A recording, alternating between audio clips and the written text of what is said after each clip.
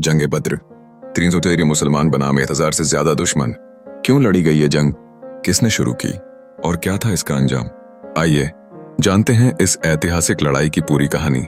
साल था 2 हिजरी का, रमजान का महीना था।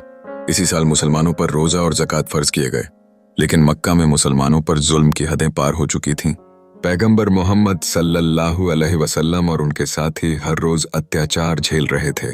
आखिरकार उन्होंने मदीना की ओर हिजरत कर ली, लेकिन मक्का के काफिरों ने उनका पीछा नहीं छोड़ा। हिजरत के बाद भी मुसलमानों का माल लूटा गया, उनके घरों को तबाह किया गया। मुसलमानों ने सब्र किया, लेकिन जब अल्लाह का हुक्म आया तो अब जुल्म के खिलाफ खड़ा होना फर्ज बन गया।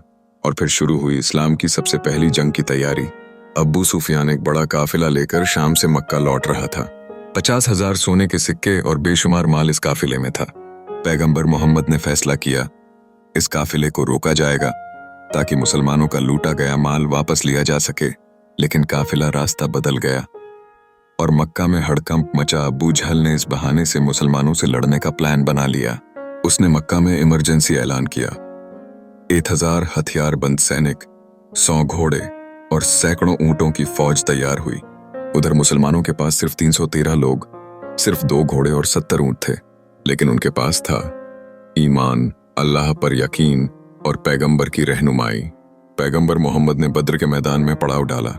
जब एक सहाबी ने मशवरा दिया कि आगे वाले कुएं के पास रुकें, तो पैगंबर ने मशवरा कबूल किया, क्योंकि ये सिर्फ जंग नहीं थी, ये रणनीति की भी परीक्षा थी। 3 रमजान सुबह का वक्त, जंग शुरू हुई। पहले 3 दर 3 का मुकाबला। हजरत अली, हजरत हमजा और हजरत उबैदा आगे बढ़े। इसके बाद पूरी फौज ने डिफेंसिव स्ट्रेटजी अपनाई। दुश्मन हमला करे, हम जवाब देंगे। हर एक मुसलमान के बदले 5 दुश्मन मारे जाने लगे। अबू जहल बौखलाया। उसने दोबारा हमला करवाया, लेकिन मुसलमानों ने जज्बे और हिकमत से जवाब दिया। अबू जहल मारा गया, दुश्मनों की फौज भाग गई। 37 मारे गए, 70 बंदी बनाए गए। मुसलमानों के सिर्फ 14 साथी शहीद हुए। इस एक जीत ने पूरे अरब को हिला दिया।